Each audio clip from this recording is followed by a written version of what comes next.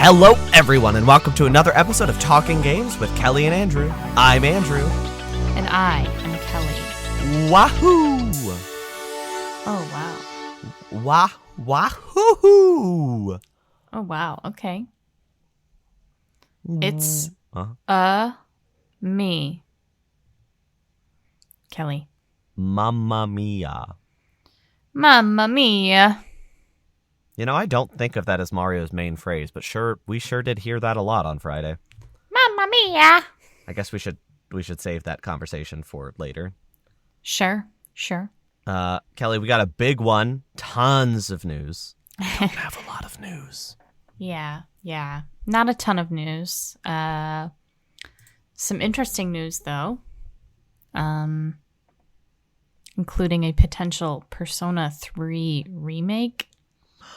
Tease, hint, leak, as well as Jet Set Radio reboot. It was part of like an internal video, and it was from Sega Japan. There's like a really short, like maybe 5 seconds clip of what could potentially be a Persona 3 remake, and then a little bit of Sonic Frontiers, which looks a lot better than the actual game that came out. Yeah. Mind you, this was 2021, so Frontiers was not out yet. And then a little bit of what looks to be a Jet Set Radio reboot, because it says Jet Set Radio on the building behind him.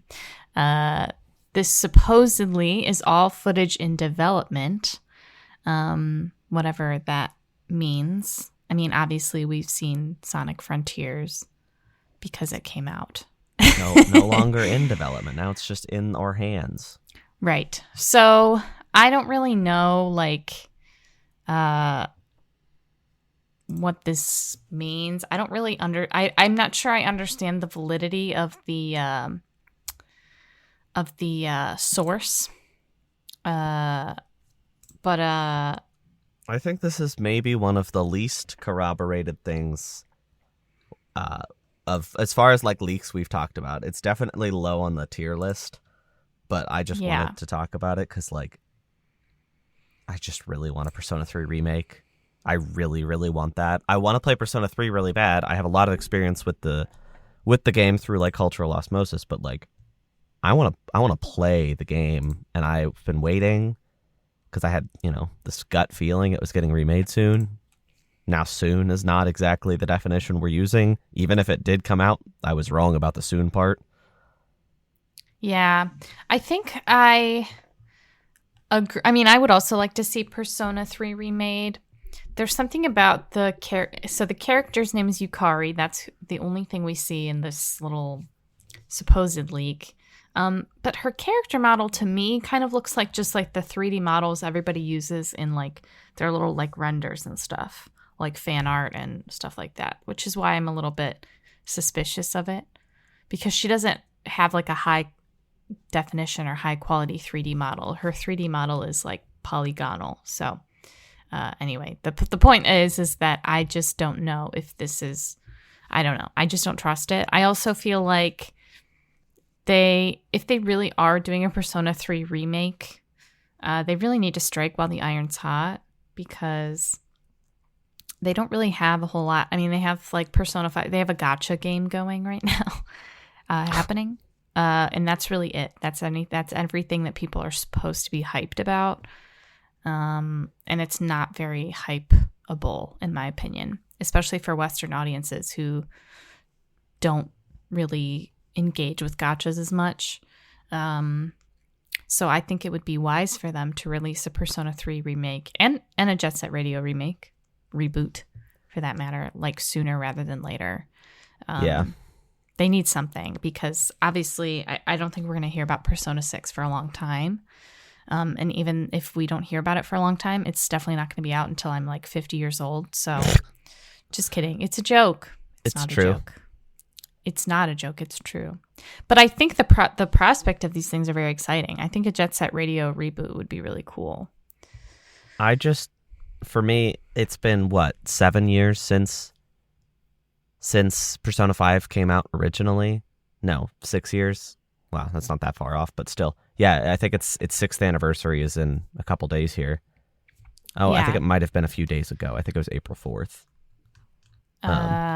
Yeah. Let's see. I think it was April 4th, 2017. Yeah. But it's been 6 years. That's a lot of time to develop a lot of interesting quality of life and visual flair updates if this remake is the core team.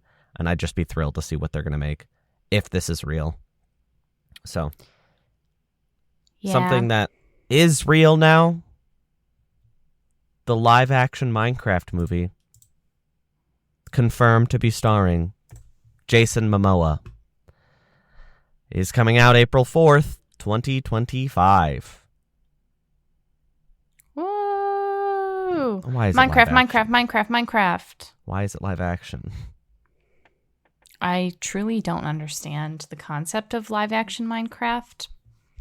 Maybe it'll be like a hybrid, like some of it's in live action and then he gets like sucked into the Minecraft world. Okay, thanks for Warner Brothers, hit me up. I'm sure they haven't thought about that yet. I got a lot of thoughts and ideas for you. I'm not excited. I think this is a silly idea, and I think they announced it at this specific juncture because of maybe some other news going on, and they thought maybe that would make things look a little better for them, make things more exciting for the audience. Yeah.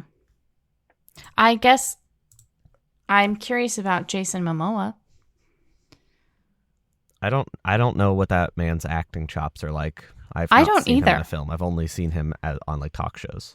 I don't really either because I saw him in Game of Thrones in the first season and he really didn't have that much to do. I mean, he barely spoke. He just had to like stand around and look intimidating. And when you're like 6'5" and like 300 pounds pure muscle, it's not that hard to do that. But if he's made of blocks, it's going to be a lot harder to look scary. Yeah, or if he's like a big creeper.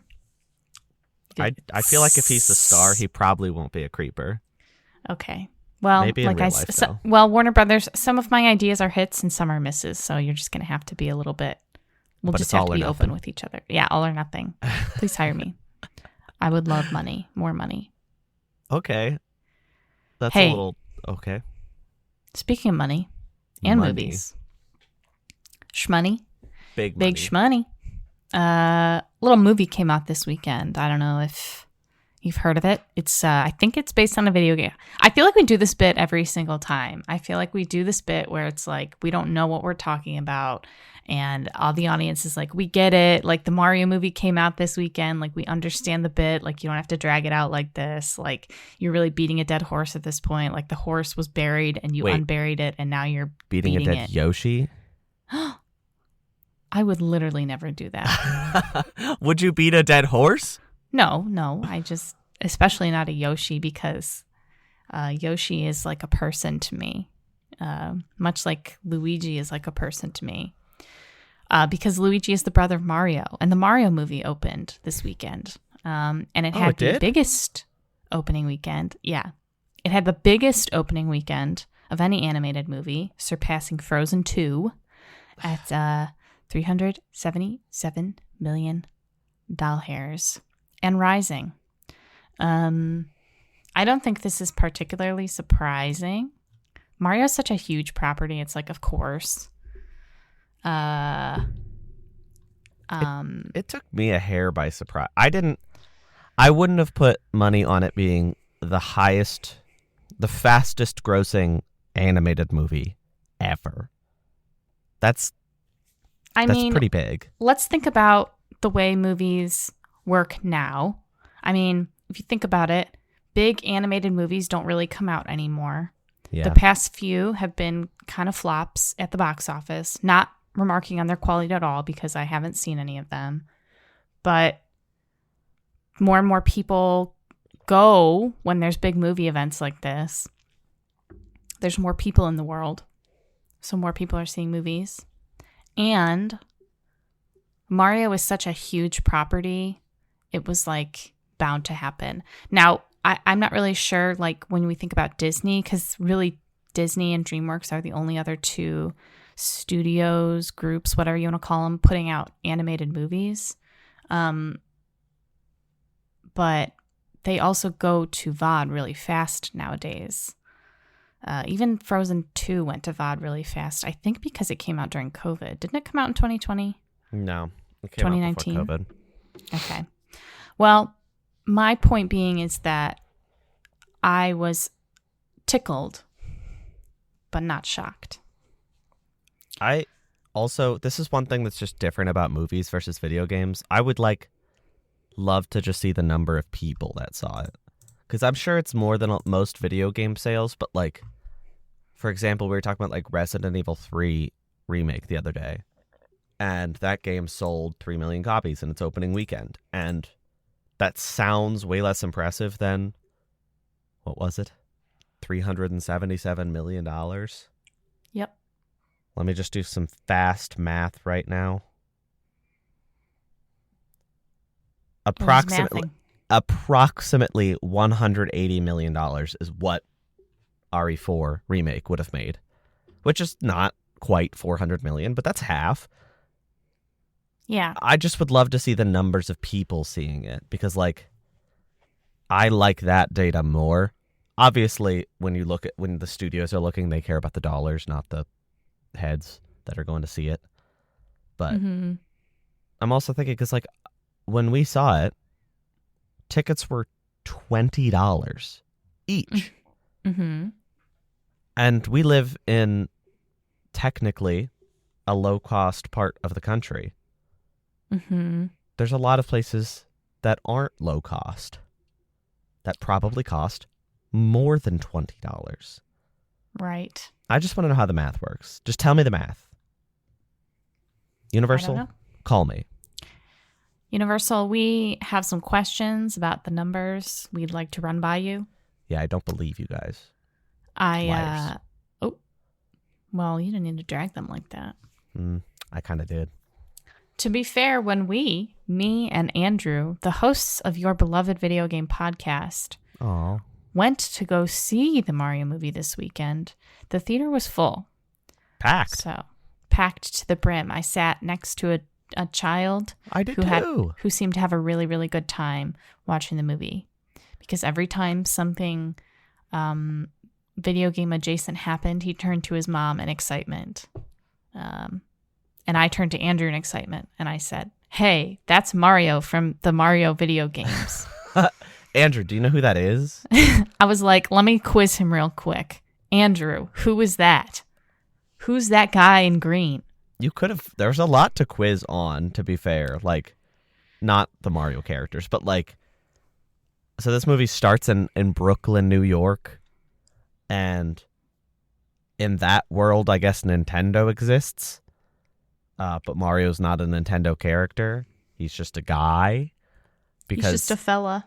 There were references to Punch-Out, Kid Icarus, Balloon Fight, Duck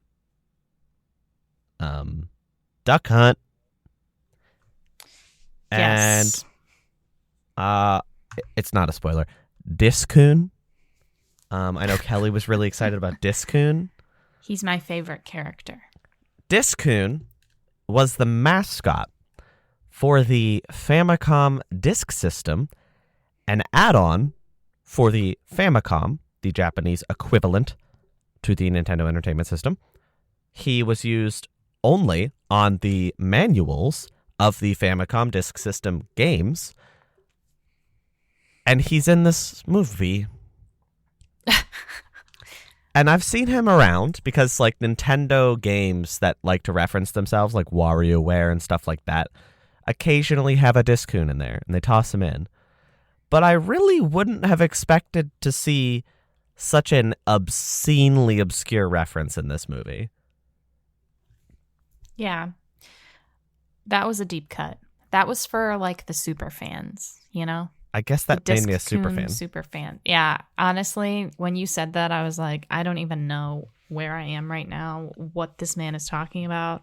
I just came to see Mario and Luigi. Emphasis on the Luigi. You certainly saw one of those characters. That's true. That's true. Because Because Luigi wasn't in it. Right. What? He had like 3 lines. He was in the movie. Let's be serious. If he was in the movie enough for me to develop feelings for him, then he was in the movie enough. There, I said it. I made a self-discovery watching the movie. Yeah? Yeah, and that is I love Luigi. I have feelings for him. It's very real. And I won't be taking any questions at this time. Thank you. You have feelings for Bowser. Okay. Well. Kellie, I'm going to out you. Okay, how ready? About... No, it's too late. I'm doing it. Okay. Kellie leans over to me moments into the movie. Seconds into the movie. Like literally the second that the opening scroll is done. Scroll, it's not Star Wars. Kellie leans over and she says, I'm not going to lie. Bowser's kind of sexy. And I leaned back and I said, can you repeat that? Because the theater was loud at this point. The movie had started and I was like, I didn't hear her right. There's no way. And then she repeated those exact words again. And I was like, wow. Yeah, I doubled down. I'm not ashamed of who I am. Your voice is shaking. Listen, the people that get it. And the people that don't. I don't know what else to say. I mean, it's just something that it's a personal journey for me personally. So anyway, there. Let me ask you this, Kellie. Okay. We talked after the film for a little bit about our thoughts. Have your opinions changed at all since Friday evening? I don't think so. Interesting. Here's my issue is that I'm trying to look at it from a more critical mind. It's hard for me to be critical of a children's movie because I try to envision myself as the target audience. And as the target audience, I think I would thoroughly enjoy the movie. I think as a parent, not that I am one, but the older people watching this movie, a lot of them probably are parents. I think that they probably enjoyed it as well. It's hard because I'm not saying the movie was good. I don't think it was bad. I think that it was just sort of middling. I don't think that there was anything necessarily wrong with it. But it's not something that I would pay to watch again. And it's not something that even I would really choose to watch again unless it was on in the background or something like that. It's fun for people who like the games, I'm sure. I like the games. Yeah, and but it's such a harmless movie. It's so hard to be it was too long because it wasn't. It almost felt too long, but then I was like, that was 85 minutes. I guess I should not say that. Yeah, and it wasn't there was nothing particularly groundbreaking about it. No. Or ground pounding, if you will. Sorry. I thought that the voice cast did a pretty good job. I mean, I can't be they did great because it's how do you even improve on characters who barely have voices anyway? I didn't think Chris Pratt was that bad, which is funny because he was kind of the one I was dreading the most. I thought he was going to be like Linda Belcher the whole movie, which was not necessarily the case. I thought Jack Black was really good. Oh, yeah. That's the one thing that... But he always is. He always is. I've never seen him perform... Sorry, go ahead. No, it's okay. I think that for me, Chris Pratt didn't stand out as bad. This is going to get scathing. Not scathing, just harsh. I think he didn't stick out as bad because everybody was bad. Nobody gave a... Okay. Everybody but one person didn't give a bad performance. They just were present, There was nobody that sounded excited to be there except maybe Jack Black and Charlie Day, but those two characters were largely background elements. Bowser was used 3 times through the movie, and it was for the same shtick 3 times. Right. And I didn't. It was fine, but Bowser's cool. I wanted Bowser to like get a mega mushroom and start destroying stuff and like do all this crazy destruction and be like angry. But he kind of just like he gets introduced. He's sultry for the remainder of the film. He talks about Peach a lot and says some mildly inappropriate things about her. And then he comes back for the finale and he doesn't really do much. So yeah, he just felt underused, and he was the highlight of the movie, but like also kind of not the highlight of the movie. Like his voice was the best out of everybody, but like it wasn't utilized. And everybody else was fine. I think Charlie Day was probably one of the best, but he's the damsel of the film, so he doesn't have anything to say most of the movie. I think Seth Rogen sounded like Seth Rogen. Anya Taylor-Joy sounded like Anya Taylor-Joy. Chris Pratt sounded like Chris Pratt. And that's not, to no fault of their own. The only person that I was like, I like Fred Armisen. I genuinely think he's funny, and I like him. And I didn't think that his casting was an ill omen. I could not stand the Cranky Kong character in this movie. And that was the one voice that I was like, oh my God, you are truly being insufferable. Please stop speaking. And I don't know how many people agree with that. It might just be me not liking the voice he was going for, but I did not like him. Yeah, I mean, it's hard because it's like so many of these actors that they picked for their roles are great, like live action actors. I think that doesn't always translate super well to voice acting. I don't necessarily think Chris Pratt is that great of an actor. I don't think he's bad. I think he's right in the middle. But his voice acting choices were very like muted. It wasn't super over the top. And I wonder if also maybe that has something a little bit to do with the voice direction, because that could also have a big impact on, how the actors are performing. Like maybe he went in with like a really crazy, like intense Italian accent. And they were like, there's rumors that he sounded like Tony Soprano, and they told him he had to stop talking like that. See, I think I would have enjoyed that. But anyway, same with like Anya Taylor-Joy. Like I love her. I think she's a great actress. Incredible. I enjoy watching like everything that she's in.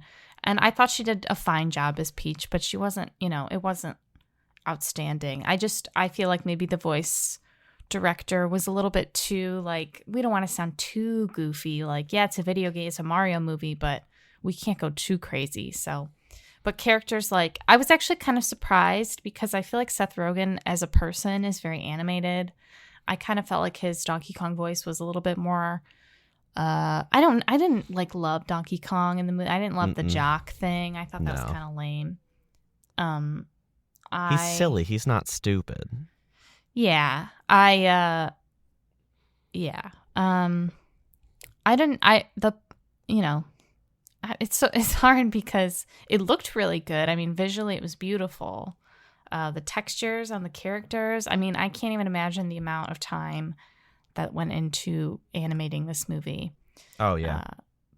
I thought the soundtrack was fine. I kind of didn't get the 80s. So a lot of it, there's a lot of 80s music interspersed for whatever reason. I didn't really get that.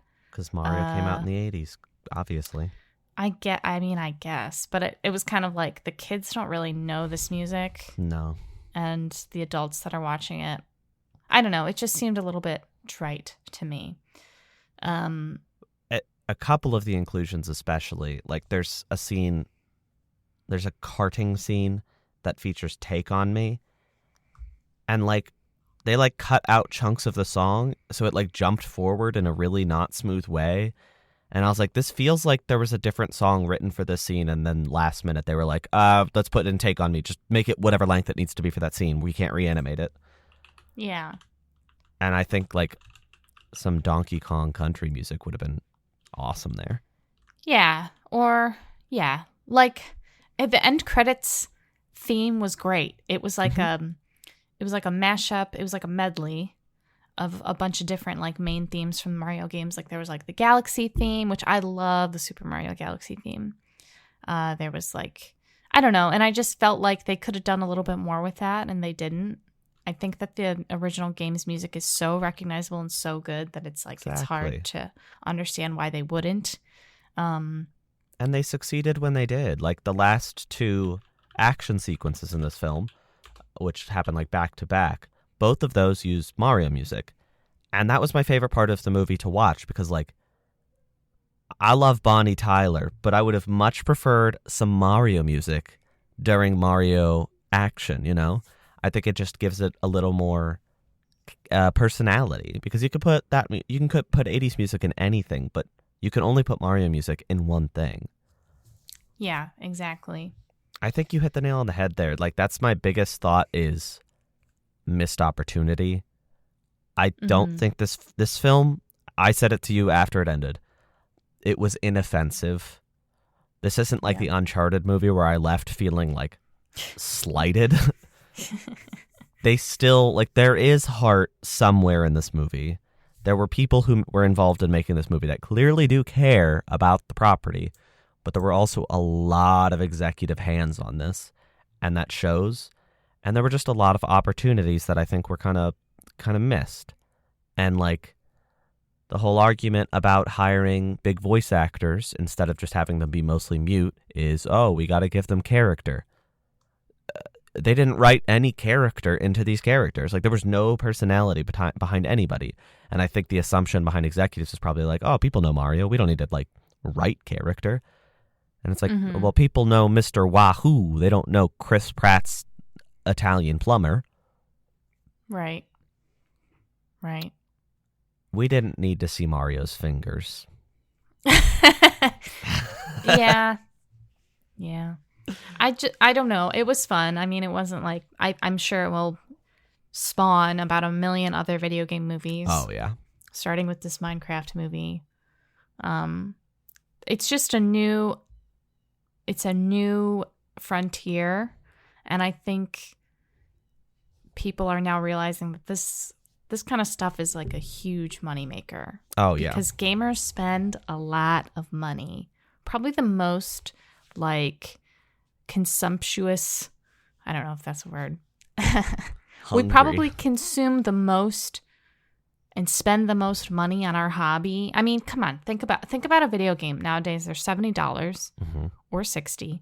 You probably buy quite a few in a year. You buy the consoles. For some of us, we buy the console and the PC because we're a little bit maybe too frivolous with our money. I'm talking about myself here. No. But like, think about The Last of Us. I mean, that show, it was huge, and they made a lot of money off of it. And now it's like, okay, we made money off of that. We made money off the Mario movie.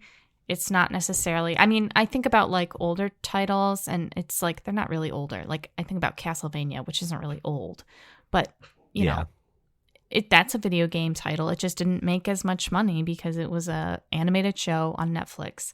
I think that people are going to put more marketing push into these video game properties now, and it's just going to be a huge boom. Instead of, you know, a bunch of remakes and reboots of old shows and movies, now it's going to be video games. That's the new frontier, I think.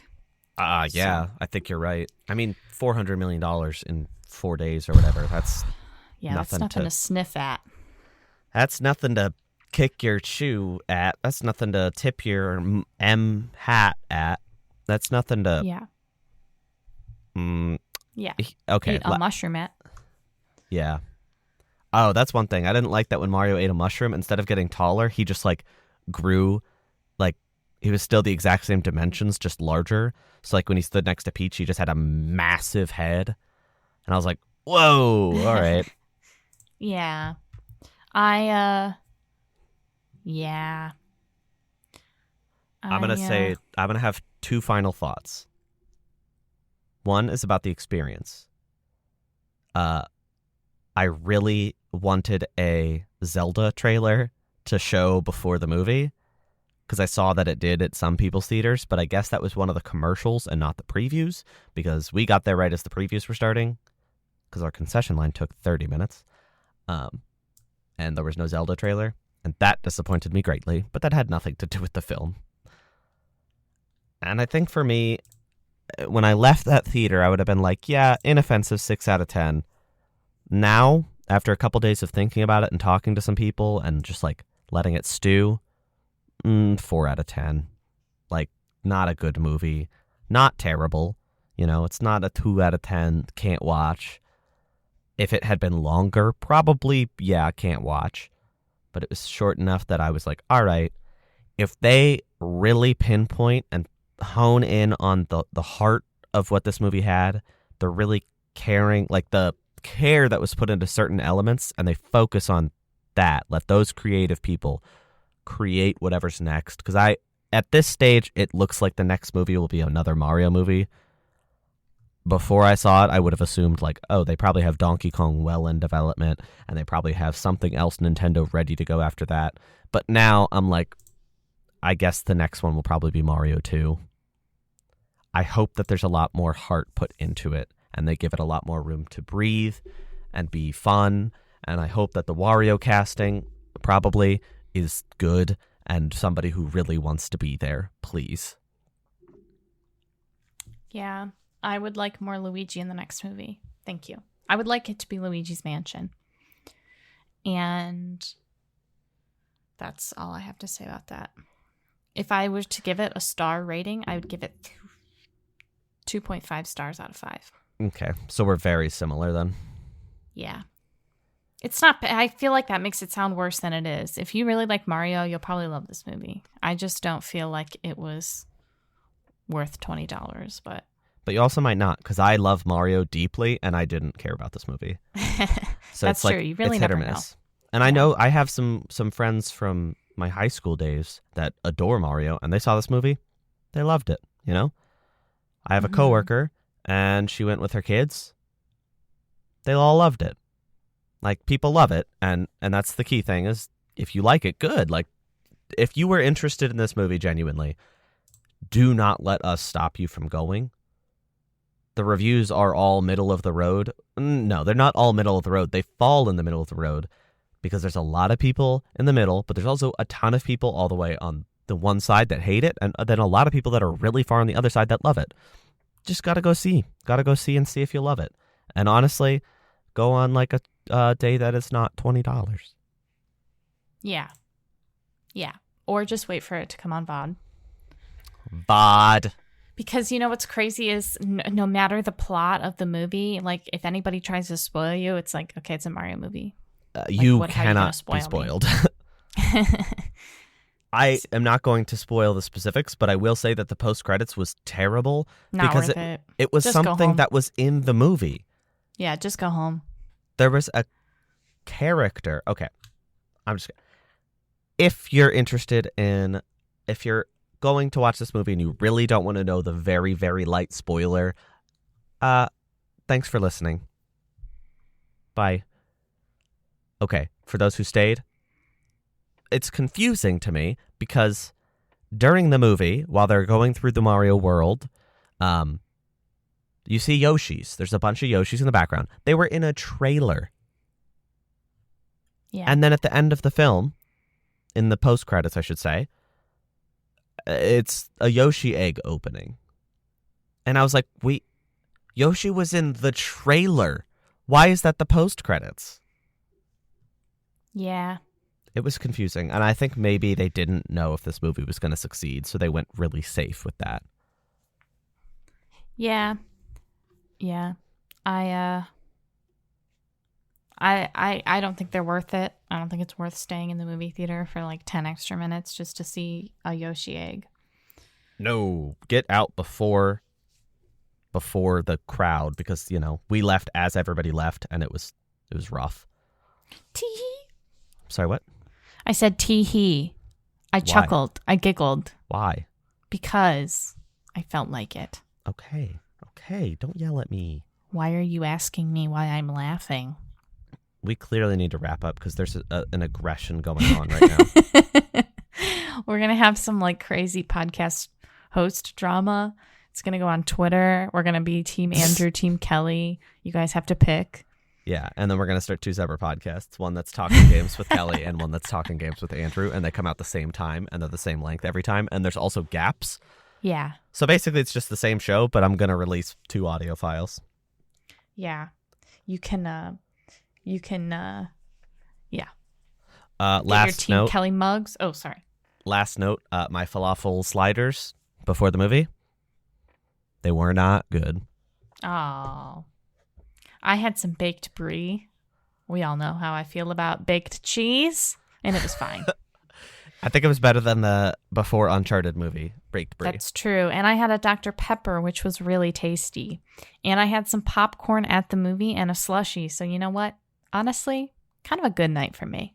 Oh, yeah. The experience was great because I was with my buddy, my pal, my amigo, Kellie. But if I went alone, I would have had a bad time. Aw. Well, I'm glad you didn't have a bad time. No. I'm having a bad time now because this podcast should be over. Oh, all right. Jeez. All right. I'm sorry. I didn't mean it. I love you, audience. I'll take the hint. All right. Okay. Okay. Well, thanks for listening, everybody. I hope you had a really stellar, swell, and fantastic week and week. And sorry,